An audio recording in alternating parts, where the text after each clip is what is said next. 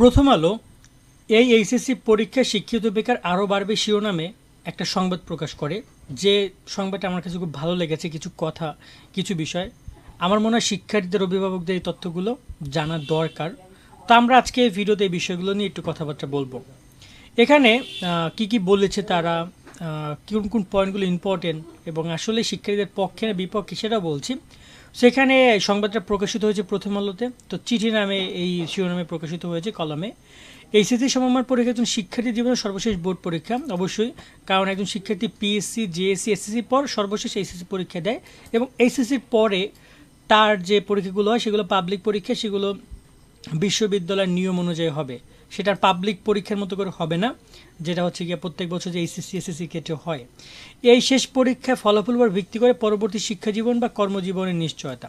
শিক্ষাজীবন মানে হয়তো বা সে যদি সামনে এইচএসসির পরে সে পাবলিক বিশ্ববিদ্যালয় বা যদি বিশ্ববিদ্যালয় লেভেল পরে, সেটা ন্যাশনাল, সেটা মেডিকেল বা যে কোনো জীবন, তার শিক্ষাজীবন। এবং সেই শিক্ষাজীবনে কিন্তু এইচএসসির রেজাল্ট অনেক বেশি বড় ভূমিকা রাখবে। কোন শিক্ষা জীবনে সে যাবে, সে কি আসলে একজন ডাক্তার হবে, সে ইঞ্জিনিয়ার হবে, সেটা কিন্তু এইচএসসি রেজাল্ট অনেক ইম্পর্টেন্ট। অন্যদিকে কর্মজীবনেও অনেকে প্রবেশ করে, কারণ হয়তো বা সে পড়াশোনা করতে পারছে না, তার আর্থিক সমস্যা বা সে যে কোনো সমস্যা থাকতে পারে। সেই জায়গায় এইচএসসি তাকে সরাসরি এইচএসসি রেজাল্ট দিয়ে সে হয়তো বা কর্মজীবনে প্রবেশ করছে, তার এই সার্টিফিকেট দেখিয়ে এসে কর্মজীবনে শুরু করছে, তার পাশাপাশি হয়তো পড়াশোনা চালালেও চালাতে পারে।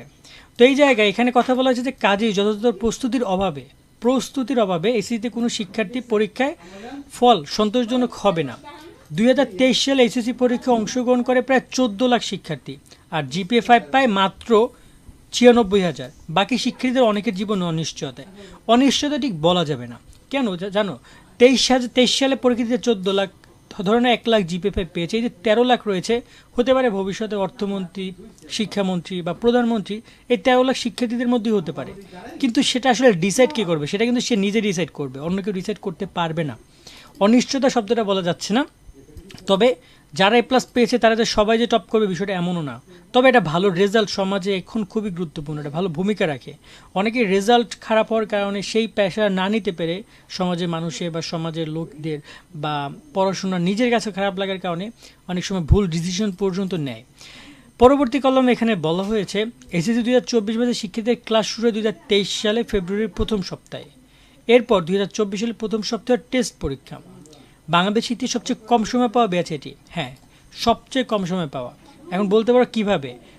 নর্মালি 2023-24 তোমরা টোটাল প্রায় 2 বছর 24 মাস পাবা, কিন্তু এখানে কিন্তু 24 মাস দেওয়া হয়নি, 16-17 মাসের মধ্যে পরীক্ষা হচ্ছে, যার কারণে বলা হয়েছে যে কম সময় পাওয়া ব্যাচ। প্রতিটি পরীক্ষা নিতে কলেজ অন্তত প্রায় 1 মাস সময় নেয়, স্বাভাবিক।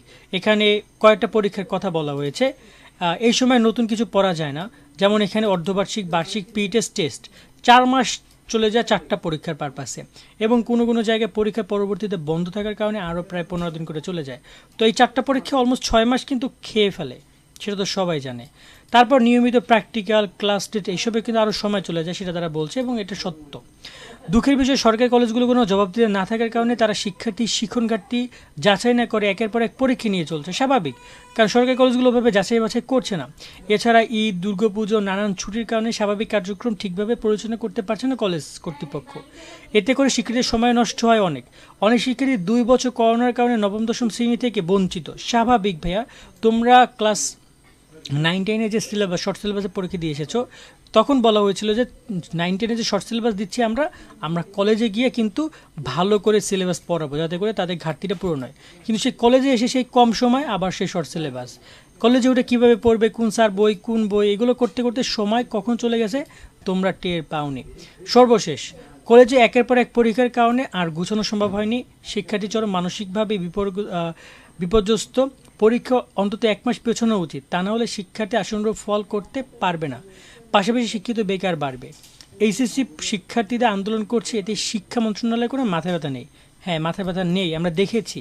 শিক্ষা মন্ত্রণালয় বা শিক্ষামন্ত্রীর ব্যাপারে কোনো ধরনের অ্যাকশন নেয়নি, কোনো বিবৃতি দেয়নি। তাদের কোনো ধরনের, তারা চেষ্টা করেছে শিক্ষার্থীরা তাদের দৃষ্টি আকর্ষণ করার, প্রেস ক্লাবের সামনে তারা কাফনে কাপড় জড়িয়েছিল, আমরণ অনশনের ঘোষণা দিয়েছিল, তারা সামাজিক যোগাযোগ মাধ্যম, ফেসবুক পেজ, ইমেল, সব জায়গায় তারা নজর করার চেষ্টা করেছিল। স্বাধীনতার আগে বা পরে সংবাদ মাধ্যম দেশের যে কোনো সমস্যা সংকটে অগ্রণী ভূমিকা পালন করে এসেছে। সংবাদ মাধ্যমগুলো অনুসন্ধান করে দেখুক 90% শিক্ষার্থী চায় পরীক্ষা পেছানো হোক, তাদের দাবি যৌক্তিক যাচাই করে দেখুক। 18-19 বছরের বয়সে জীবনের সবচেয়ে কঠিন সময়, তাদের প্রতি এমন অবিচার কোনোভাবেই মানা যায় না। আর কোনো দেশের শিক্ষা মন্ত্রণালয় এরকম উদাসীনতার নজির নেই। প্রয়োজনে ভর্তি পরীক্ষা থেকে 1 মাস সময় কমিয়ে দিক, তাও বোর্ড পরীক্ষা পিছিয়ে দিক। তো এমনটাই লিখেছে, এবং লিখেছে সিয়াম আহমেদ, রাজগুত্তরা মডেল কলেজ, একজন শিক্ষার্থী। তো এখানে প্রত্যেকটা লাইন আমার কাছে ঠিক মনে হয়েছে, এবং বিশেষ করে শেষের কলমটা ঠিক বলেছে। উদাসীনতা অনেক রয়েছে, তারা কোনো বিবৃতি দেয়নি, কোনো মাথা ব্যথা নেই, শব্দগুলো পারফেক্ট ছিল। এখন এই জায়গায় আসলে শিক্ষা মন্ত্রণালয় কি আর কোনো অ্যাকশন নেবে? না। উত্তর না। শিক্ষিত বেকার বাড়বে, সত্য এটাই। তোমরা রোবটের মতো করে অ্যাক্টিভিটি দেখাবা, রেজাল্ট ভালো হইলে হইলো, না হইলে না হইলো, এবং সেটা নিয়ে তোমাদেরকে আগাতে হবে। 2023 সালে যারা এসেছে বা 2022-এ যারা second time third time exam দিচ্ছে বিভিন্ন জায়গায়, তারা অ্যাডভান্টেজ পাবে, তোমরা পাবা না।